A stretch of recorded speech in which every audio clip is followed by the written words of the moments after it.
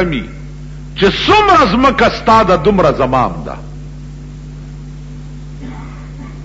خان ورته په غوسه شو د خانانو خم اوهو الله دې ساتته.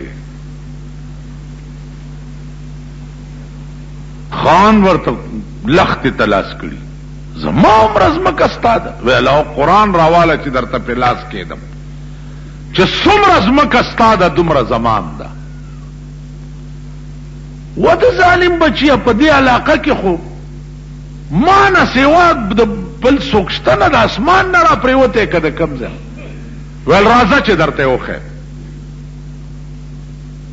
چې ستا عمره ځمکه زمام ده. نو ادیرې لی بوتلی دی.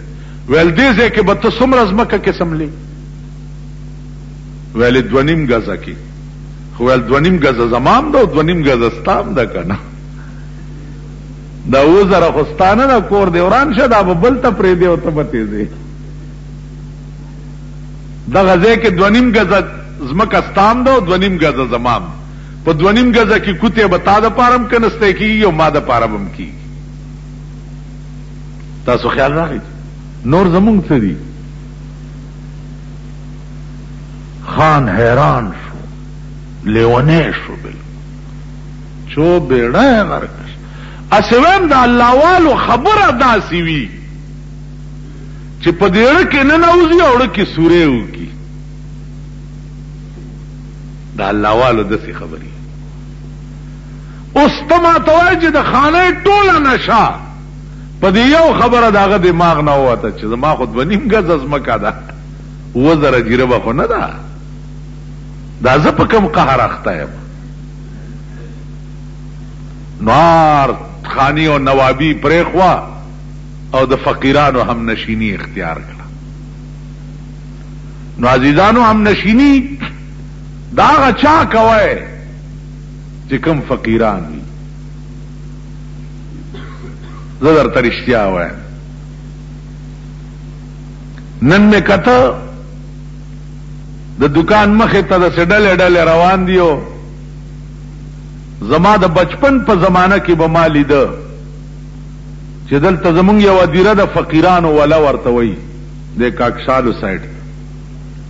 دلته به لوی لوی شوې ولاړې وې او دې شو لاندې به فقیران ناست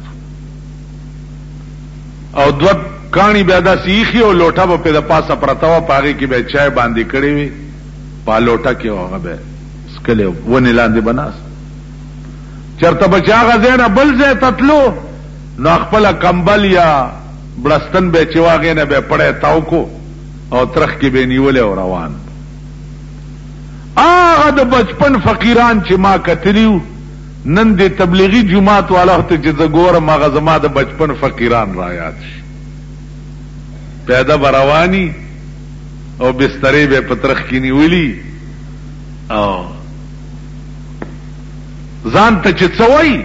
هغه ورځ مې یو کتو